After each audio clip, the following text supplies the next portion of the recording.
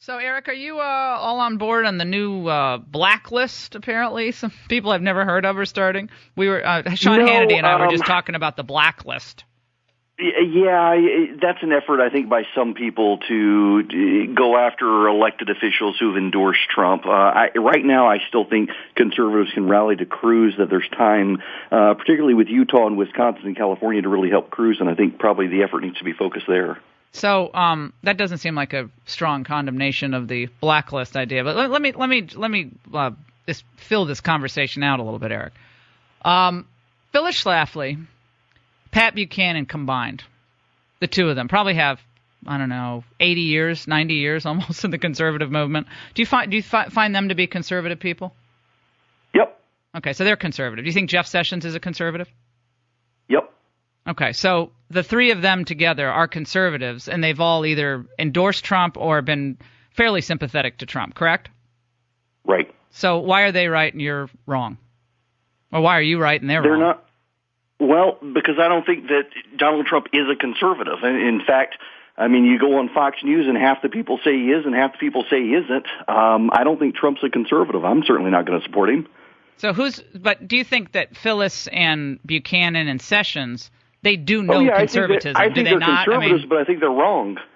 Okay. Do you have more experience in fighting conservative battles in the most critical and pivotal moments in our modern history, or do they? Oh, I think that they have a lot more history than me. They're vastly older than me. Right. Well, it's not about age. It's about what you've actually done for the conservative movement. And I like you. I've always liked you. I think you're a wonderful person, and you're really sharp, and I think you're a great writer. And, I come at this as someone who's like, I just want us to win, and I think the perfect is the enemy Trump's of the good. Trump's not going to win. Okay. Well, 7.5 million Americans actually disagree with you. So if you want to talk about who's saying what, Eric, I mean, 7.5 million Americans turned out to vote for him, and whatever, 5 point how many million turned out for Cruz, which is fine. I mean, that's a good chunk. My point. Wait a second. 7 million turned out for Trump, and a lot more turned out to vote for other people than Trump. In fact, most of the people turning out to vote aren't voting for Trump. He's struggling to get over 40%, and in the national polling with Hillary Clinton, he's behind in all but one poll. So why can't your guy put it to bed? Why couldn't your guy put it to bed in all these pivotal races where, we were hearing he was going to win in Illinois, we were hearing he was going to win in North Carolina, we were hearing he was going to win in Missouri? Like, why couldn't he put all that to bed if he's such a horrible candidate and obviously not really a conservative? It is a vastly divided field of conservatives, so the guy who's not a conservative is winning. Well, but that's the situation as it is, though. I mean, you could say, well, I wish it were one-on-one. Well, and it isn't one-on-one. We now have two against one, or Kasich is still in and Cruz is still in. But, at some point, this is what I've been saying consistently. My point is, if Cruz starts winning and the way he needs to win and get the delegates he needs to win to get even close to 1237, I think Cruz should be the nominee. I mean, I'm actually happy with Cruz as a nominee. I think if Trump and Cruz work together, I think it could be transformative to American politics. I think one has certain strengths and other has other strengths, and combined that actually I think they literally could change politics for the better. I know you don't agree with that, but I think they could be phenomenal. Won't vote for Trump. Well, a lot of us won't vote for Trump. Okay, so you would rather, I'll ask it this way. Could you write an op-ed for your site or for another site then about why Hillary Clinton will be a better commander-in-chief than Donald Trump? And would you I don't think that? Either of them will be a good commander-in-chief. Right, but if you're not going to vote for Trump, I you're realize okay you with want to make it Hillary. binary, but we can run another candidate. It's not a binary choice for me. Those of you who are supporting Trump want to make it a binary choice, but it's not a binary choice. I don't have to vote for Trump. I'm not going to vote for Trump. Not saying you I'll have vote for someone else. I don't say you have to vote for Trump. My point is, Hillary's going to win. Phyllis Schlafly's a conservative. Right. All these other people are conservative. You want people to vote for Trump. I'm not voting for Trump. Okay, so Eric, but the net effect of this, I'm trying to go from A to B to C. Okay, I'm trying to go from point A to point B to point C. You want to beat Hillary, correct? Yes. Yeah, so I do too. Okay, so I'm actually not somebody who thinks Trump is the only possibility, but I do think that the people are the ones we should be paying attention to, that the American people who are Republicans, who are turning out to vote and by the thousands are showing up at these rallies, they have to be given some deference because that is the representative situation in our country. That is what we're supposed to be looking toward. And so my only point here is that if we basically tell them all that this system is rigged, that we're going to go into this convention, and if this guy has 1,200 delegates, but he's 37 short, and Cruz has maybe 850 delegates, then there's no way we're going to give Trump the nomination. I just think that's, as a practical matter, that's not going to end well for Republicans. That's what I'm saying, and it's definitely going to give Hillary the nomination. Goes into the convention and comes just shy of the number of delegates. Yeah, it'll end badly for the Republicans if they don't give him the nomination. I completely agree with you on that.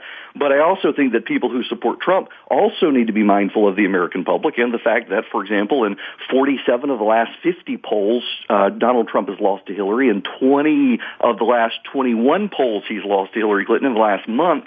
The fact is Brigham Young shows that he's losing Utah to Hillary Clinton, a state that has never, ever voted for a Democratic president. So the Trump supporters are right. He does put states in play that have never been in play before. The problem is it's the Republican states that go in play. Well, and so you think, just so I understand, you think Ted Cruz would be competitive in states like New York, New Jersey, Connecticut, Donald Pennsylvania? Trump's not competitive in those states. Well, I don't. States have Hillary Clinton beating Donald Trump. I'm talking about the comparative. The comparative advantages we have. What states will Cruz win that Romney lost, for instance? I think Cruz can win Florida. I think Cruz can win Ohio. I think Cruz does win Arizona. I think Cruz has the opportunity to win Colorado as well. I mean, if you take the national polling right now in the Electoral College, Cruz would get over 270 Electoral College votes if you just focus on the swing states. Donald Trump won't. So I'm glad we're back at polls because, you're saying, well, he's maxing out at 40. I mean, he's obviously at 48.7 and the Reuters rolling. I mean, so you say, oh, he only gets 40. Well, he gets 48.7 Reuters rolling with two other candidates in the race and the entire Republican establishment against him. 40% in the elections, which are different than polls. I mean, there are 4 states he's gotten over 45%, plus the Northern Marianas Islands, which don't really count because they don't have Electoral College votes. But in all the other polls, actual elections, he's getting around 40% of the vote, 60% against him. When you take it out to the general election, though, and you do look at the polling, since we haven't voted yet, Ted Cruz actually beats Hillary Clinton in the polling average. Donald Trump doesn't.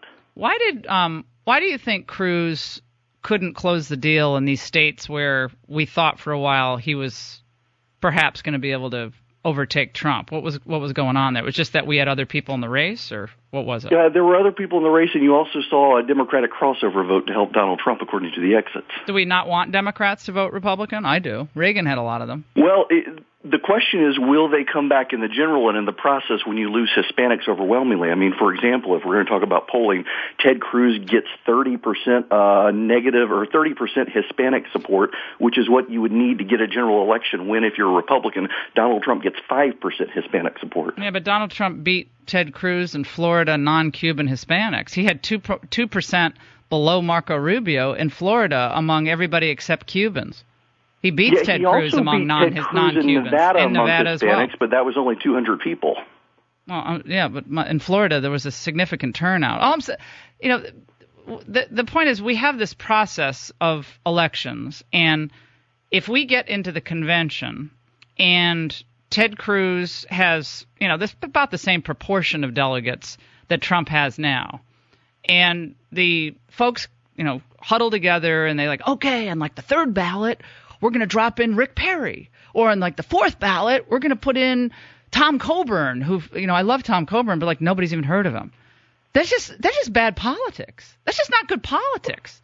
That's just not going to be good for the American people. I think if Trump comes very, very close to winning and doesn't get it outright, the Republicans will have hell to pay with Trump voters. But honestly, I don't care. I'm not voting for Trump.